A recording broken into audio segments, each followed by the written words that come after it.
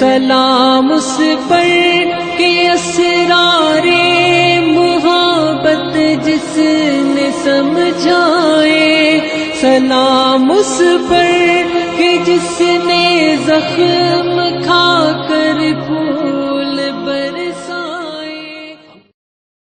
اللهم صل على محمد وعلى آل محمد كما صليت على إبراهيم وعلى آل إبراهيم إنك حميد مجيد۔ اللهم بارك على محمد وعلى آل محمد كما باركت على إبراهيم وعلى آل إبراهيم إنك حميد مجيد۔ اعوذ باللہ من الشیطان الرجیم، بسم اللہ الرحمن الرحیم۔ آج ہم کلاس نمبر 13 پڑھیں گے، جس میں ہم مدنی دور کا 6واں سال پڑھنے جا رہے ہیں۔ گزشتہ سوالات کے جوابات آپ کے سامنے آ رہے ہیں اور آپ دیکھ سکتے ہیں کہ آپ نے کتنے جوابات ٹھیک دیے۔ پچھلے دفعہ ہم نے مدنی دور کا 5واں سال پڑھا تھا، جس میں ہم نے منافقین کا رویہ، اس کے نتائج کیا کیا ہوئے، کون کون سی سازشیں کی گئیں، کیا کیا فتنے پھیلائے گئے، واقعہ افک جس میں حضرت عائشہ رضی اللہ تعالی عنہا پر تہمت لگائی گئی، غزوہ احزاب اور اس کے بعد بنو قریظہ سے نمٹا گیا، اور بہت سارے دیگر واقعات اور احکامات ہم نے پڑھے تھے۔ ایک سوال میں نے آپ سے پچھلی دفعہ کیا تھا کہ واقعہ افک کی روشنی میں اللہ تعالیٰ نے مسلمانوں کو خاص طور پہ سورہ نور میں کیا ہدایات کی ہیں، اور ہم نے اس پہ بہت بات بھی کی۔ اس کا خلاصہ میں یہاں رکھ دیتی ہوں۔ سب سے پہلے تو آغاز یہ ہوا کہ اللہ تعالیٰ نے واضح احکامات اور حدود نازل فرما دی، اور یہ آپشنل نہیں چھوڑا کہ تم لوگ چاہو تو ان پہ عمل کرو، بلکہ پہلے ہی کہہ دیا کہ یہ اللہ نے فرض کی ہے۔ اس میں قانونی، تعزیری، معاشرتی احکامات ہیں۔ دوسری بات یہ کہ یہ صاف صاف کہہ دیا کہ یہ اللہ کی حدود ہیں، ان کو تو قائم کرنا ہی ہے۔ اسلامی معاشرے میں یہ ضروری ہے کہ بلا رعایت جس نے جو جرم کیا ہو اس کو اس کی سزا دی جائے۔ ہاں، اس بات کا خیال رکھنا بہت ضروری ہے کہ کسی بھی پاک دامن پر اگر کوئی تہمت لگائی جاتی ہے اس کو ہلکا نہ لیا جائے، یہ کوئی چھوٹی بات نہیں ہے۔ جس نے جو حصہ لیا، اچھا لیا، روکا، وہیں پہ کہہ دیا کہ یہ نہیں ہو سکتا، دوسروں کو منع کیا، اپنے لیے اجر سمیٹا، اور جس نے بات آگے بڑھائی، ایک دوسرے کے کانوں میں ڈالی، بلا احتیاط تبصرے کیے، اس نے اپنے لیے گناہ سمیٹا۔ پھر مسلمانوں سے یہ سوال کیا گیا ہے کہ تم نے سنتے ہی کیوں نہیں کہا، تم نے کیوں نہیں اچھا گمان کیا کہ ایسا نہیں ہو سکتا، اور پھر تم ایک سے دوسرے کو کہتے چلے گئے۔ یہ بھی فرما دیا گیا کہ کوئی بھی شخص اگر کسی پہ الزام لگاتا ہے تو اس پر لازم ہے کہ وہ گواہ لے کر آئے۔ یہ کوئی آسان معمولی بات نہیں ہے کہ کسی کے کردار کے بارے میں جو چاہا کہہ دیا، اور ایک فرد نے تو کہا ہی تھا، زبانیں اس کو لے کے آگے چلتی چلی گئیں، اور پھر معاشرے میں فحاشی پھیلانے والوں کو شدید مذمت کی گئی کہ یہ شیطان کا کام ہے اور وہ چاہتا ہے کہ معاشرے میں فحاشی پھیلے۔ اس کے بعد ہم آتے ہیں ہمارے آج کے سبق کے اوپر۔ مدنی دور کا 6واں سال جو آج ہم پڑھیں گے، اس میں ہم کیا کیا دیکھیں گے؟ ہم دیکھیں گے کہ مدنی دور کے مختلف کیا کیا مراحل ہیں، کہاں تک ہم پہنچ گئے ہیں، اور کیا ہم آگے پڑھنے والے ہیں۔ غزوہ احزاب تفصیل کے ساتھ ہم نے پچھلے ہفتے پڑھا۔ اس کے بعد کیا ہوا؟ صلح حدیبیہ کیا تھی؟ بیعت رضوان کسے کہتے ہیں؟ اور پھر آپ صلی اللہ علیہ وسلم نے دین کی دعوت بادشاہوں اور امراء اور سلاطین تک پہنچائی، اس کا بھی ہم آج ذکر کریں گے۔ مدنی دور کے جو 3 مراحل ہیں وہ آپ کے سامنے ہیں۔ ہم نے مکہ کا دور پڑھا، مکمل آزمائشیں، ایک کے بعد ایک تشدد ہے، ظلم و ستم ہے، یہاں تک کہ اپنے شہر سے نکل جانا ہے۔ اس میں طائف کا سفر بھی آیا، اس میں ہجرت حبشہ بھی آئی، اس کے بعد مدینہ ہجرت ہوتی ہے۔ آپ صلی اللہ علیہ وسلم اور آپ کے ساتھی مدینہ پہنچتے ہیں۔ مدینہ پہنچنے کے بعد اب تک جو ہم نے پڑھا ہے آسان نہیں ہوئی ہے ابھی بھی زندگی۔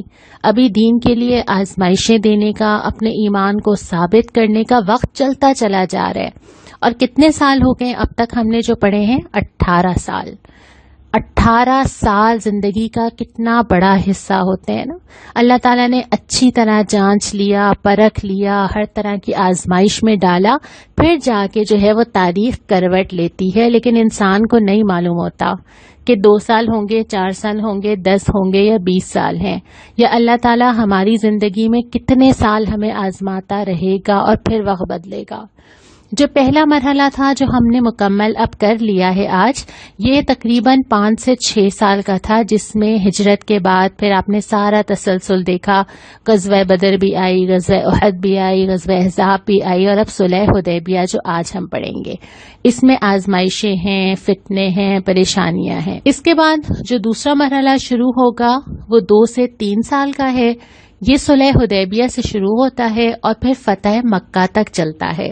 اس میں مسلمانوں کو نسبتاً امن نصیب ہوا، لہٰذا اس کا لازمی نتیجہ یہ تھا کہ دعوت اور تبلیغ کے کام میں بھی تیزی آئی، اور مدینہ جو اسلامی ریاست قائم کرنے کے لیے ہجرت کی گئی تھی، اس ریاست کا استحکام بھی مسلمانوں کے لیے ممکن ہوا. اس کے بعد پھر آخری مرحلہ جو آتا ہے وہ فتح مکہ، جب ہر جگہ اسلام غالب ہو چکا. اس کے بعد جا کے پھر آپ صلی اللہ علیہ وسلم کے انتقال تک کا زمانہ ہے، جس میں لوگ بہت کثرت کے ساتھ آئے، بہت تیزی سے لوگ آتے چلے جاتے تھے، جو ہم انشاءاللہ آگے قرآن کے حوالے سے بھی پڑھیں گے کہ لوگ بہت زیادہ اسلام میں داخل ہوئے. تو آج ہم پہلا مرحلہ مکمل کر کے دوسرے مرحلے میں داخل ہوں گے. غزوہ احزاب ہم نے پڑھی تھی. غزوہ احزاب کے بعد آپ صلی اللہ علیہ وسلم نے فوراً ان دشمنان دین سے نمٹنا شروع کیا جنہوں نے اس میں حصہ لیا تھا. اور اس نمٹنے میں 3 کیٹیگریز ہمیں ملتی ہیں. کچھ ایسے تھے جو کہ افراد تھے، فرد تھا الگ الگ، جنہوں نے بہت باتیں بنائی تھیں، اکسایا تھا، بہت حصہ ڈالا تھا. فردن ان افراد پہ بھی توجہ کی گئی، ان کو سزا دی گئی. قبائل تھے جنہوں نے مکہ میں ساتھ دیا قریش کا، جا کے ان کی طرف بھی مہمات بھیجی گئیں. اور پھر خیبر میں جہاں پہ یہود آباد تھے، وہاں سازشوں کا گڑھ بن چکا تھا، اور ہر سازش کی بنیاد کہیں نہ کہیں جا کے وہاں جڑ جاتی تھی. تو خیبر کے بارے میں تو ہم اگلی کلاس میں انشاءاللہ پڑھیں گے. اور پھر یہ بھی کیا گیا کہ اسلام کی دعوت بھی دی گئی لوگوں کو، لیکن ساتھ ساتھ فوجی مہمات بھی بھیجی گئیں. اور جو اسلام لے آئے اور اسلام کے قلعے میں آ جائے وہ مامون ہوتا تھا، اس کو امن دیا جاتا تھا. لیکن جو مقابلے پہ آ جائے اس سے پھر لڑائی کی جاتی تھی. اب ہم آتے ہیں ہمارے آج کے خصوصی واقعے کے اوپر، جو ہے صلح حدیبیہ. آپ کو یاد ہے کہ پچھلی دفعہ غزوہ احزاب کے بعد آپ صلی اللہ علیہ وسلم نے فرمایا تھا کہ اب یہ تم پہ چڑھائی نہیں کریں گے، تم ان پہ چڑھائی کرو گے. یہاں پہ یہ ہوا کہ آپ صلی اللہ علیہ وسلم نے خواب میں دیکھا کہ آپ عمرہ کرنے تشریف لے کے جا رہے ہیں. تو آپ نے پھر اناؤنس کیا کہ ہم مکہ کی طرف جا رہے ہیں اور ہم عمرہ کریں گے. تو صحابہ، آپ کو اندازہ ہے نا کہ جو اپنے شہر سے نکلے ہوئے ہیں ان کو کتنا یاد آتا ہوگا نا اتنے سالوں میں اپنی جگہ، جہاں پیدا ہوئے، جہاں پلے بڑھے، جہاں وقت گزارا، وہ تو چھوڑنا پڑا تھا نا. اور پھر وہ مسلمان جو بعد میں اسلام لائے، ان کے لیے مکہ اور خانہ کعبہ کتنی اہمیت رکھتا ہے نا، ہمارے لیے کتنی رکھتا ہے، کتنی تڑپ پیدا ہوتی ہے کہ بس موقع ملے اور ہم پہنچ جائیں حرم میں. تو مسلمانوں کے اندر بھی یہ تڑپ تھی اور یہ تکلیف تھی کہ جا نہیں سکتے، اور یہ فکر اور یہ پریشانی تھی. ایک تو اپنے رشتہ دار وہاں پر تھے، دوسرا یہ تھا کہ راستہ رکا ہوا ہے اور ہم ہی اسلام کے لام لیوا ہیں اور ہم ہی اللہ کے گھر نہیں جا سکتے.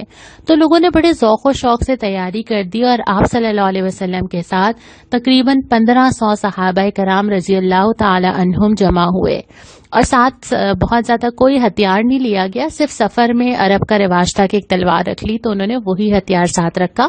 کوئی جنگ کی تیاری سے نہیں نکلے تھے. مسلمان یہ ارادہ کر کے ہی نکلے تھے کہ ہم نے لڑنا نہیں ہے، ہاں کوئی ہمیں روکے نہ، راستے میں کوئی مقابلے پہ نہ اترے، ہم امن سے جائیں گے، عمرہ کریں گے اور واپس آ جائیں گے. لیکن قریش نے یہ فیصلہ کر لیا تھا کہ ہم اندر آنے نہیں دیں گے، اور انہوں نے انٹرنس پہ ہی ایک دستہ تعینات کر دیا تھا کہ ان کو انٹر نہیں ہونے دینا. آپ صلی اللہ علیہ وسلم کو جب یہ معلوم ہوا تو آپ نے راستہ تبدیل کر دیا، اور پھر آپ ایک چکر کاٹ کے حدیبیہ کے مقام پر پہنچے. حدیبیہ میں قیام کیا گیا، پڑاؤ ڈالا گیا. اس کے بعد پھر گفتگو کا مرحلہ شروع ہوا. آپ صلی اللہ علیہ وسلم نے حضرت عثمان رضی اللہ تعالی عنہ، اور ان کو اس وجہ سے کہ ان کے روابط تھے تو یہ امید تھی کہ ان کے ساتھ معاملہ تھوڑا ہلکا رکھا جائے گا، حضرت عثمان کے ذریعے پیغام بھیجا کہ آپ جا کے قریش کو بتا دیجئے کہ ہمارا کوئی ارادہ نہیں ہے، ہم لڑنا نہیں چاہتے، صرف عمرہ کریں گے اور واپس چلے جائیں گے، اور ان کو اسلام کی دعوت بھی دیجیے، اور مسلمان جو مکہ میں رہ گئے ان سے کہیے کہ انشاءاللہ فتح قریب ہے، انشاءاللہ مکہ میں دین غالب ہوگا۔ حضرت عثمان جاتے ہیں، پیغام دیتے ہیں۔ انٹرسٹنگ بات یہ ہے کہ قریش نے کہا کہ آپ تو آ گئے نا، اچھا آپ طواف کر لیں۔ حضرت عثمان نے کہا کہ نہیں، میرے لیے مناسب نہیں ہے کہ اللہ کے نبی صلی اللہ علیہ وسلم سے پہلے میں طواف کروں۔ انہوں نے ایسا نہیں کیا، لیکن پھر گفت و شنید ہوتی تھی تو قریش نے ان سے کہا اچھا آپ رکیں، اچھا ہم ابھی سوچتے ہیں، اور حضرت عثمان کو واپس آنے میں تاخیر ہوئی، ان کو روک لیا گیا۔ یہاں پہ یہ افواہ آئی کہ حضرت عثمان رضی اللہ تعالی عنہ کو شہید کر دیا گیا ہے، اور جب یہ بات آپ صلی اللہ علیہ وسلم کے علم میں آئی تو آپ نے درخت کے نیچے حدیبیہ کے مقام پہ صحابہ سے بیعت لی، اور اس بیعت کا سینٹرل آئیڈیا یہی تھا کہ اب جو پیش آئے گا مقابلہ کریں گے، حضرت عثمان کے نعوذ باللہ قتل کا بدلہ لیں گے۔ تو یہاں پہ اور آپ صلی اللہ علیہ وسلم نے حضرت عثمان کے ریپریزنٹیشن کے طور پہ اپنا ہاتھ پیش کیا کہ جیسے یہ عثمان کا ہاتھ ہے، اور صحابہ نے اس کے اوپر ہاتھ رکھا، اور اس کے بعد یہ بیعت لی۔ اسی کا تبصرہ سورہ فتح کی آیت نمبر 18 میں قرآن نے بھی کیا ہے جو آپ کے سامنے ہے۔ یہ اس بیعت کے ہونے کے بعد حضرت عثمان رضی اللہ تعالی عنہ کی واپسی ہو گئی، اور اس کے بعد جب قریش کو اندازہ ہوا کہ یہاں معاملہ ذرا سیریس ہو رہا ہے تو انہوں نے سہیل بن عمرو کو بھیجا کہ ہماری طرف سے جا کے آپ مذاکرات کیجیے، اور اس کے بعد پھر جب یہ مذاکرات آپس میں ہوئے کیا کرنا ہے کیسے کرنا ہے، قریش تھوڑا سا انہوں نے سرنڈر کیا، اور اس کے بعد پھر وہ صلح ہوئی جسے صلح حدیبیہ کہا جاتا ہے۔ صلح حدیبیہ کی جو اہم دفعات تھیں وہ یہ تھیں، اس میں یہ تھا کہ اس سال تو مسلمان واپس چلے جائیں، ظاہر قریش کی بھی ناک کا مسئلہ تھا کہ اگر انٹر ہونے دیا تو بالکل ہی اس کا مطلب ہم نے میدان چھوڑ دیا، تو اس سال جائیں، اگلے سال آئیں، تاکہ ہم یہ کہہ سکیں کہ ہم نے داخل نہیں ہونے دیا۔ 3 دن کے لیے آئیں گے، ہتھیار نہیں لائیں گے، عمرہ کریں گے اور واپس چلے جائیں گے۔ دوسری یہ تھی کہ 10 سال تک آپس میں کوئی جنگ نہیں کی جائے گی، جان و مال کی حفاظت ہوگی۔ پھر یہ تھا کہ اگر کوئی مکہ سے مدینہ آئے گا اس کو مطلب اسلام لا کے یا پناہ کے لیے تو اس کو واپس کیا جائے گا، لیکن اگر مدینہ سے کوئی مکہ آئے گا تو اس کو واپس نہیں کیا جائے گا، یہ 1 وے شرط تھی۔ پھر یہ تھا کہ عرب قبائل جس کا ساتھ دینا چاہیں، جو مسلمانوں کا ساتھ دینا چاہیں گے آئندہ عرصے میں وہ دے سکتے ہیں، اور جو قریش کا دینا چاہیں گے وہ دے سکتے ہیں، ان کو آزادی ہوگی، اور مکہ اور مدینہ کے درمیان آمد و رفت پہ پابندی نہیں رکھی جائے گی۔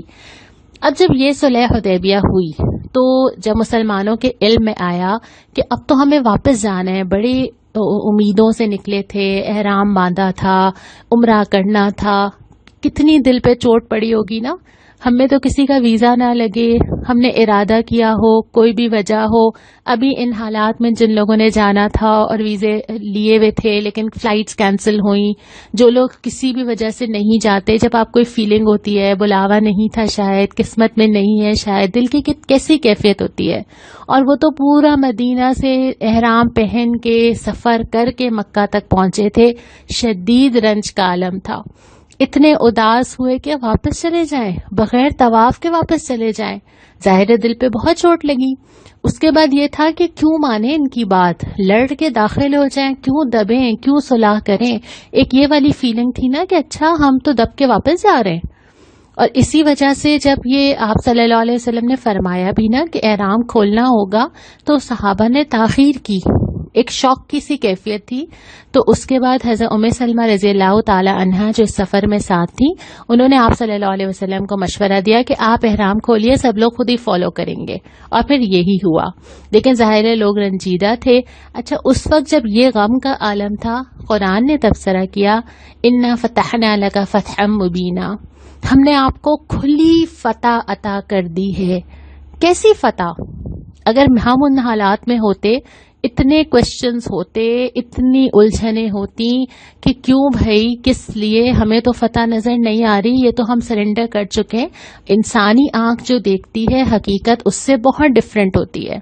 ابھی تک ہم جتنی سیرت پڑھتے چلے جا رہے ہیں، جو واقعات ہم نے دیکھے، غزوہ احد میں کیا ہوا، لیکن اسلام کیا سکھانا چاہتا تھا اور بعد میں اب ہم ریئلائز کر کے کیا نتیجہ نکالتے ہیں اس کا. اسی طرح صلح حدیبیہ میں اس وقت کیا ہوا، اب ہم کہتے ہیں کہ اچھا اس کا یہ حاصل ہوا. تو جو زندگی میں چل رہا ہوتا ہے نا، اس میں اللہ تعالیٰ نے کیا پلس رکھا ہے، کیا فائدے رکھے ہیں، کیا آزمائشیں رکھی ہیں، کیا چیز بہتر ہونے والی ہے، انسان کی محدود آنکھ اس کو جان نہیں سکتی. تو اللہ تعالیٰ نے یہی تبصرہ کیا کہ ہم نے آپ کو کھلی ہوئی فتح عطا کی. اب میں یہ کام آپ کے اوپر چھوڑتی ہوں. صلح حدیبیہ فتح کیسے تھی؟ آپ سورہ فتح کا مکمل مطالعہ کیجئے، بہت بڑی صورت نہیں ہے. اس کا ترجمہ پڑھیے، ان حالات کو ذہن میں رکھیے اور پھر مجھے بتائیے کہ یہ کھلی فتح کیسے تھی. یہاں تک پھر جب آپ صلی اللہ علیہ وسلم واپس آتے ہیں اور اس کے بعد پھر آپ نے مدینہ جانے کے بعد جو اگلا فوری کام کیا وہ یہ کیا کہ اب ایک طرف سے تو پتا تھا کہ اب یہاں سے خطرہ نہیں ہے نا، اب تھوڑا سا ٹائم ملا ہے اور اب دوسری چیزوں کے اوپر فوکس کیا جا سکتا ہے. تو آپ صلی اللہ علیہ وسلم نے مدینہ کے ارد گرد جتنی ریاستیں تھیں، ایک دین کی دعوت دینے والے کی ذمہ داری ہے کہ وہ ہر خاص و عام کو دین کی دعوت پہنچائے جہاں تک اس کا کانٹیکٹ ہے اور جہاں تک اس کی ریچ ہے. آپ صلی اللہ علیہ وسلم نے آس پاس کے لوگوں کو بھی، خاندان کو بھی، قبیلے کو بھی، مدینہ بھی، بازاروں میں جا کے بھی ہر جگہ دعوت پہنچائی، لیکن اور بڑے لیول پہ، کیونکہ دین باؤنڈری کے اندر تو نہیں ہوتا. آپ صلی اللہ علیہ وسلم نے تمام بادشاہوں کو جو آس پاس تھے خط لکھے. کچھ نے رسپانس بہت اچھا دیا، آپ کے سامنے چارٹ آ رہا ہے، آپ دیکھ سکتے ہیں. کچھ نے بہت اچھا رسپانس دیا، اسلام لے آئے. کچھ ایسے تھے جنہوں نے ٹائم مانگا، کچھ ایسے تھے جو خاموش رہے، نہ ہاں نہ، اور کچھ ایسے تھے جنہوں نے پھر آگے سے ایسے کلمات کہے یا بدتمیزی کی یا برا رسپانس دیا. اس کے اکارڈنگ پھر ان کے ساتھ یہ معاملہ کیا گیا. یہ بات سمجھنا بہت ضروری ہے کہ جب اسلام غالب ہوتا ہے، اور اسلام غالب ہونے کے لیے ہی ہے، اس کے بعد اسلام سرنڈر نہیں کرتا. اب جو بھی حکومت ہوگی، جو بھی انسان ہوگا، وہ اپنی مرضی لے کے نہیں چل سکتا نا. جس نے بھی جیسے آپ صلی اللہ علیہ وسلم نے سب کو یہی دعوت دی کہ یا تو تم ذمہ بن جاؤ، ٹھیک ہے، اسلام کے دائرے میں آ جاؤ، ٹیکس دو، ہم تمہارے جان و مال کی حفاظت کریں گے، قانون اسلام کا چلے گا، اور اگر تم ایسا نہیں کرتے تو لڑنے کے لیے تیار ہو جاؤ. چونکہ اللہ تعالیٰ نے قرآن میں بالکل کلیئر کٹ احکامات نازل کر دیے ہیں، تو اپنی مرضی ہر شخص کو اور ہر حکومت کو سرنڈر کر کے اسلام کی ماننی ہوگی، یہ لازمی ہے. اور یہ پوری سیرت جو ہے نا وہ یہی سکھاتی ہے. پرسنل لائف میں تو دین ہر ایک قائم کرتا، اپنے اپنے شہر میں رہتا، نہ کوئی کہہ رہا تھا کچھ، نہ کوئی پرابلم تھی. اصل میں تو سب کو بھی یہی پرابلم تھی، اور یہ ساری مشقت سیرت میں جو ہم پڑھتے چلے جا رہے ہیں یہ اسی لیے تو تھی کہ اسلام کو غالب کرنا ہر ایک پر فرض ہے، اپنی زندگی میں بھی اور اپنے دائرے میں جہاں تک بھی ہم پہنچ سکیں. اب آپ کے سامنے ایک محبت محسوس ہوتی ہے دیکھ کر آپ صلی اللہ علیہ وسلم کی طرف سے بھیجے گئے خطوط کے جو عکس ہمیں ملتے ہیں، جو ہمیں بہت ساری جگہوں پہ کتابوں میں نظر آتے ہیں. اس میں سے کچھ نمونے کے لیے ہیں میں نے کہ اس طرح کے خطوط جو ہیں وہ آپ صلی اللہ علیہ وسلم نے بھیجے. یہاں تک ہم اپنی آج کی اس کلاس کا اختتام کرتے ہیں. اگلی دفعہ انشاءاللہ تعالی ہم مدنی دور کے دوسرے مرحلے میں داخل ہوں گے، اور اب ہم پڑھیں گے کہ اسلام نے ایک نئی کروٹ کیسے لی. السلام علیکم ورحمۃ اللہ. اس پر کہ جس کے نام لے باہر زمانے میں بڑھا دیتے ہیں ٹکڑا سرفروشی کے فسانے میں.